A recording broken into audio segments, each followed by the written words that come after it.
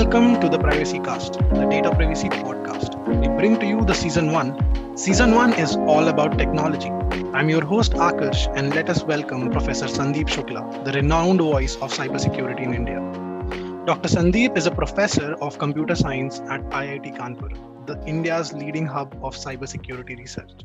He's a coordinator of cybersecurity in Interdisciplinary Center for Cybersecurity and is a coordinator for National Blockchain Project. Today, we will talk about privacy in cybersecurity. Over to you, Professor, for a short introduction. Hello, everybody. I'm very happy to be here. Thanks to Akash. So, I guess we are going to discuss privacy and security that is kind of relevant to privacy. And I work in cybersecurity of critical infrastructures, which includes power grid, water treatment system, oil and gas pipelines, this kind of infrastructure, which are of national importance and very critical to the national economy. However, we also work in other areas of security, and we certainly are also very much involved in blockchain technology research and development. And I'm coordinating with my colleague, Professor Manindra Agarwal, the National Blockchain Project. We also started this new technology innovation hub on cybersecurity of cyber physical systems called C3I Hub. And C3I Hub is not only a research organization, but it is also to fund startups in the cybersecurity area, to actually spur more research in the country by funding other researchers in other organizations throughout India. And also it has a mandate to create future manpower for the country in cybersecurity. So with that, I think that we can have an interesting conversation around privacy and security today. So I will ask Akarsh to shoot his questions, Sure, and sir. I can Thanks for your answer them. introduction and thanks for joining us today. It is a pleasure having you. Thank you. So, what exactly do you feel about data privacy? And what is that first word that comes to your mind when you hear about data privacy? Privacy to me is an inalienable right of every individual. And Supreme Court of India also recently gave a ruling that privacy is a fundamental right. What that means is that your personal data, the data that identifies you, your biometry, your financial statements, your address, your phone number, your grades in a course, all this information should only be available to those to whom you have given a consent to have that data. And it also has to be granular in the sense that you might actually want to reveal your grades to a future employer. Doesn't mean that you are going to reveal your birth date, exact birth date to your future employer. Or if you want to share the information about your blood report and other medical information to your doctor, doesn't mean that you want to share that with your employer. So granular, self-sovereign ability to control the access to your personal data is the idea of privacy to me. And that is what privacy should be about in the digital world. Definitely, sir. If you look around and we see how much data, how many digital identities have been created for us on all the OTTs or online platforms, it becomes scary sometimes to see that the notification, even the notification that comes to us, has already been thought about, and it comes because of our certain condition that a company has monitored over the period of Mhm. time. Like, let's just take an example of insurance. The companies Mhm. already know that my bike went to servicing, or my bike's insurance is going to end, so I get that automatic notification with a certain ad, with certain sale, that I should take it. So the monitoring is not just happening at one or two things. It's happening. It's as a human behavior is being monitored. So I second you, sir, over there. So coming Right. on, going ahead and looking at Mhm. our cybersecurity posture, and without cybersecurity, nobody will be able to ever achieve privacy. So looking at our cybersecurity posture today, how secure do you think we are as a country? I would say extremely insecure. We are one of the among the very large countries with a pretty substantial GDP. We are one of the worst. The reason being that we don't have a proper cybersecurity infrastructure, we don't have the right manpower, and certainly we don't have the awareness level about privacy, about one's own privacy rights, as well as cyber hygiene or the basic know-hows of how to secure your own data. And This is also one of the results of this very quick digitalization. What happened in last several years is that the number of people having mobile phone is almost like 500 to 600 million, and number of them who have internet connection on those are close to 400 million.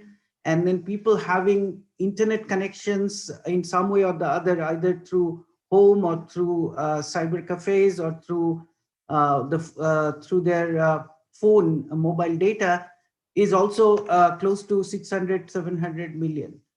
And the level of education and the level of awareness has been very very poor in terms of cybersecurity and privacy. And that itself is a pretty big opportunity for things that you were talking about, that the insurance companies knowing what exactly you have been doing with your vehicle, or the credit card companies knowing what your buying habits, or the medical insurance companies after you when you go to hospital. This kind of information that is being passed around by anybody who has access to any data about you is also not only lack of awareness, but also lack of proper data protection law. And because we don't have a data protection law, therefore, when I apply for a credit card, and as soon as my credit card gets approved, I keep getting hundreds of calls from organizations who are offering uh, apparently the insurance on my credit. That is, if I get defrauded, they will apparently pay and they will give you accidental death coverage and all that stuff.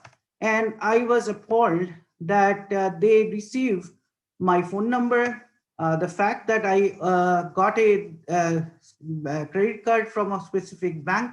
All this information was passed along to these organizations, which are not uh, necessarily all very corruption free organizations. And that itself means that there is a lack of data protection in the legal realm, and that is why anybody is able to pass data that is not supposed to be passed to a third party. And you never know what you have signed when you applied for a credit Definitely, card. sir. Maybe Definitely, and maybe there is adding, a definitely, sir. Adding on to you, and in pointing out that a lot of applications use our mobiles, phone camera access, and voice access, uh, and we still cannot stop them right now. And that taking that yeah. data is making it Mhm. every day more difficult for us to be private. Right. So the issue is that all these apps that we download. that is another place where we actually make this mistake of compromising ourselves, because we often tend to give it permission. An app that is, let's say, supposed to play music to me, but it asks us access to my camera, my microphone, and maybe my contact address, contact book. And that means that they are going to use that data, right? So even though if you look at the functionality of that app, they don't absolutely they don't need that kind of access to those kind of peripherals in my phone. And there is no law, and there is no compliance check.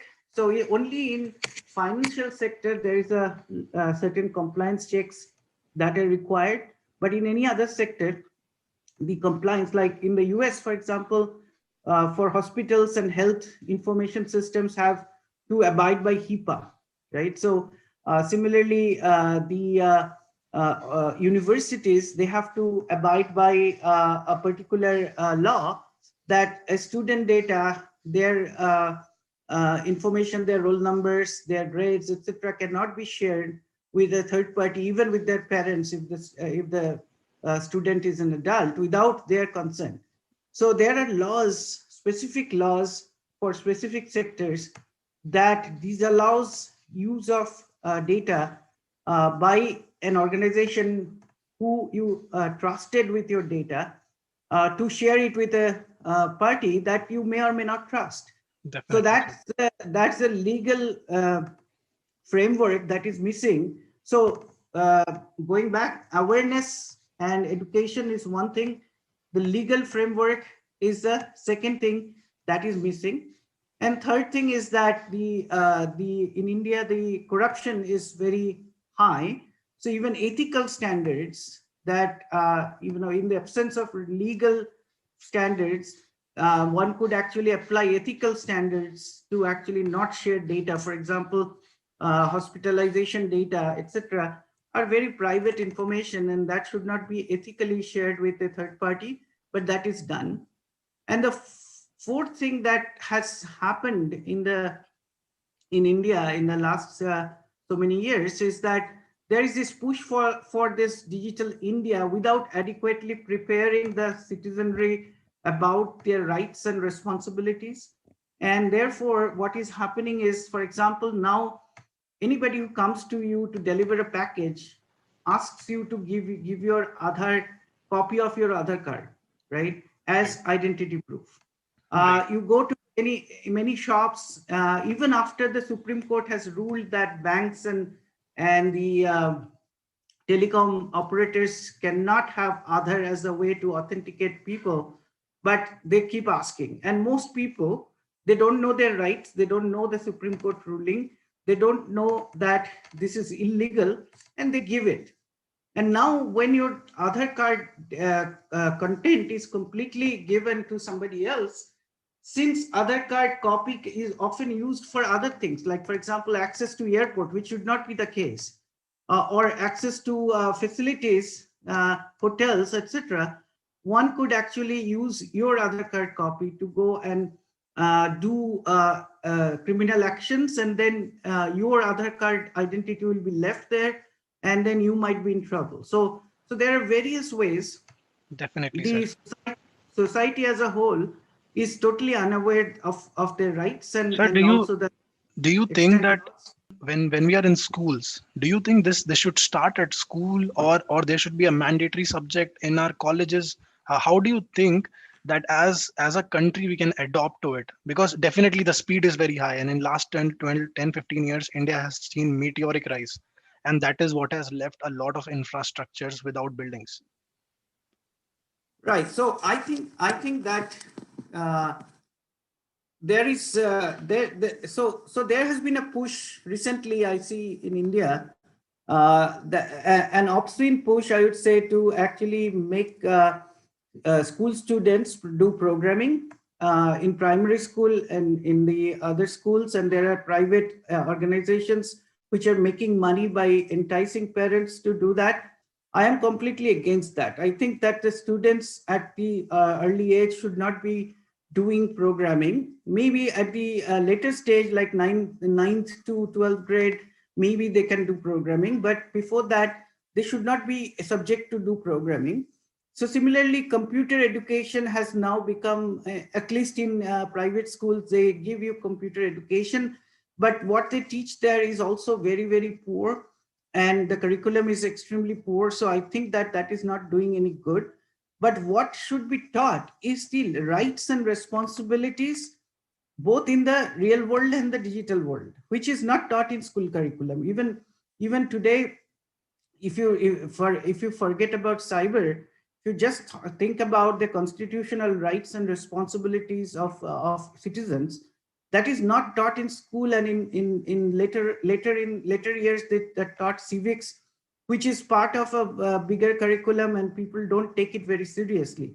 But this is something that is to be taught from the very beginning, that if you have rights and you have responsibilities as citizen, and that may actually be in the cyber world, that may be in the real world, in the vis-a-vis environment protection, to uh, your ability to actually participate in the in election process, to any other thing about social responsibility. And cybersecurity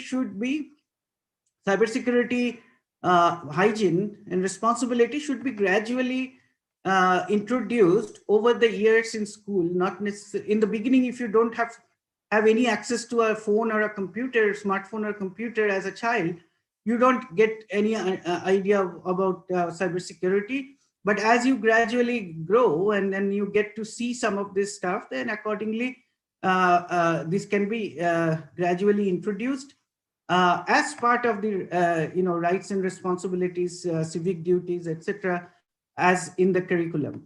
But in the colleges, I certainly think that cybersecurity should be a mandatory subject, and many in at least engineering institutes today, including ours, we actually have programming as a mandatory subject for every discipline, including economics and mathematics and statistics, etc. But more important, I think, is the cybersecurity than programming. Not everybody would need programming, and those who would need programming for their work would learn it. But the cybersecurity is something I see even the top level people in the country has no idea about, and that has to change. That needs to be somehow imparted through curriculum in the college. And also one thing I have been telling the government for a long time is that we did a very good job as a country. I remember when we had the AIDS epidemic, and we had hoardings on the road. We had television ads. We have various print media ads, giving people idea about what leads to AIDS, and and not to stigmatize it, and what are the precautions one should take, and all that stuff. We had very good campaign over sustained period of time over years, and I think that has helped. So similarly, cybersecurity has become so important that needs, and privacy and cybersecurity needs to be taken at similar level of public awareness campaign. And Definitely. that means that there should be television ads, there should be radio ads, there should be hoardings, there should be newspaper ads, and there should be ads on the train station, on the buses, and various things that people can understand in a language understandable, and that would create the awareness much faster, and that will protect people from getting subject to various kinds of frauds that they Definitely. get subject to. And not just frauds. If we just look at such a easy thing like our Facebook, uh, Yeah. everybody knows someone or was subject to a Facebook Mhm. data theft, and especially Correct. women in our country, right? If Yes. yeah, if we look at the number of FIRs that happen against Facebook identity theft, it is a very big issue that we have right now in our hands. And I think totally with the Yeah. with the ads on AIDS. I think very similar thing should be done for cybersecurity and privacy to let people know that this is their right and this is the amount of knowledge that they need to be Mm. cyber safe. Sir, what do you think? And when we talk about cybersecurity attacks, and not just attacks on individual identity theft, but massive attacks Mhm. from Mhm. state-sponsored medias, right? If you look at Mhm. state-sponsored attacks that are happening in the US, in the Europe, Mhm. I think India is not far away from Mhm. having those attacks. If US is so, if people can breach US, I think at India we should be scared right now. Correct. So I think that so we have seen attacks on Georgia many years ago during a conflict with Russia, where we have seen the Russian attacks on Estonia, Estonia's e-governance systems, and then Ukrainian power system twice in 2015 December and 2016 December. And we have seen signs of attacks in the US power system. We have seen various attacks. Even recently, if you remember, Maharashtra had a blackout, and that was a transmission system cascading failure. But so those failures, those of us who actually work in power system security can tell you that this kind of things can be easily done with cyber attacks. And if you actually look at the defense posture of these utilities, power utilities, you will see that it's very weak. Now, the question then is that why is that India is not being subject to those attacks that Ukraine and others are seeing? One of the reason, of course, is that there is an international pressure that comes with such attacks, right, to the perpetrator.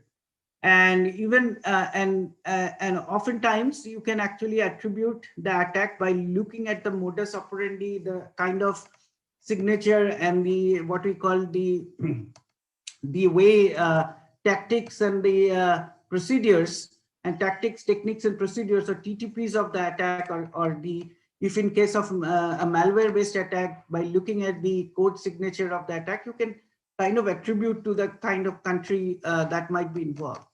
And I strongly believe that why India is not being attacked is for precisely because of the world geopolitics. If the geopolitics was not in the way, then India would be attacked by countries surrounding it.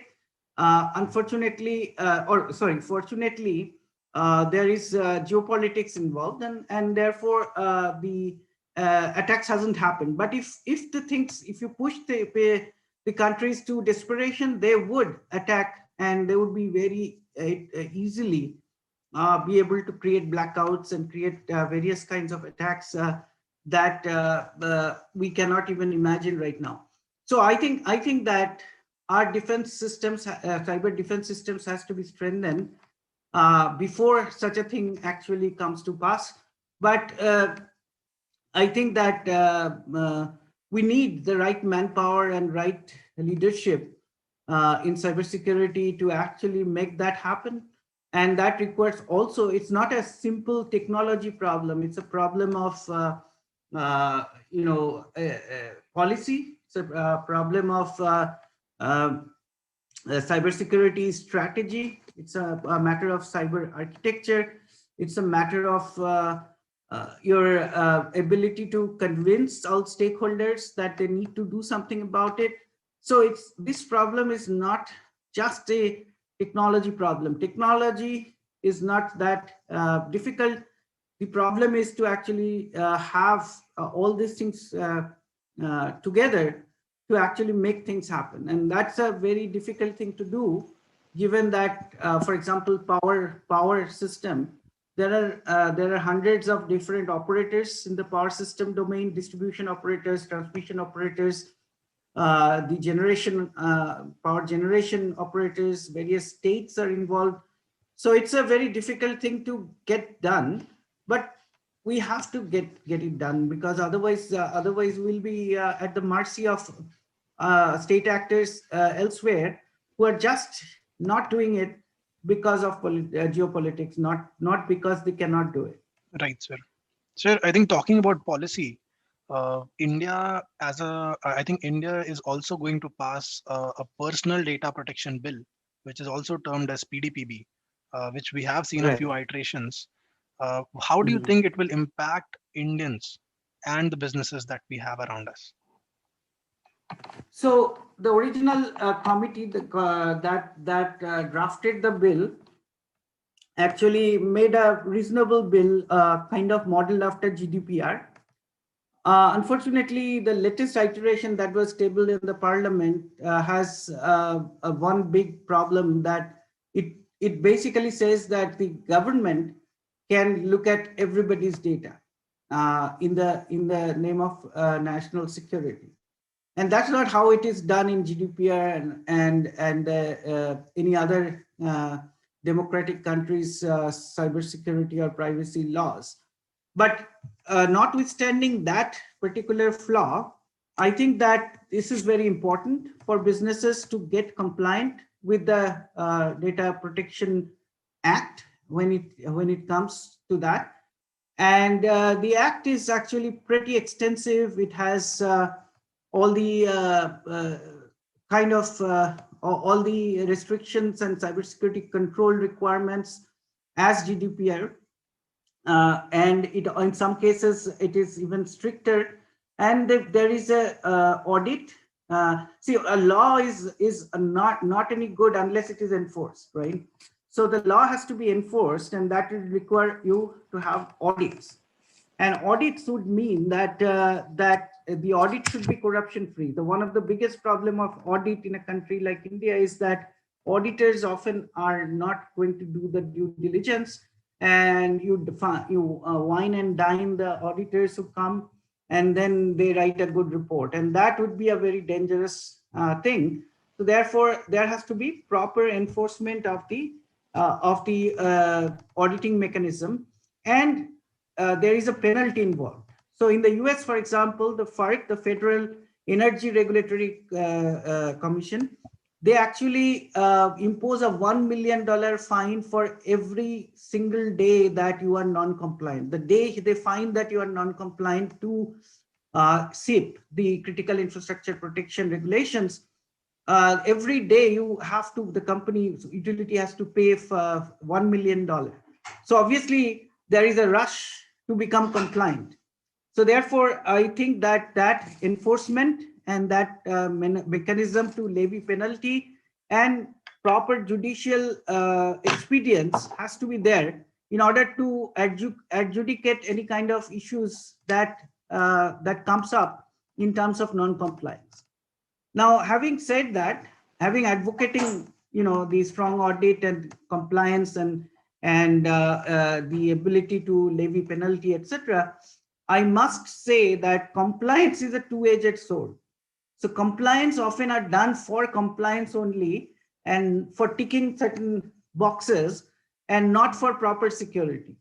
So that has to be properly audited. That is it just for lip service of compliance, or is it actually doing the due diligence, putting the right cybersecurity control in order to get compliant, right? So that issue is, in every country this issue comes up, that compliance versus real security is often in some, not exactly in conflict, but often compliance is given so much importance that to get compliant they will make shortcuts and all that stuff. So that has to be Definitely, properly sir. checked.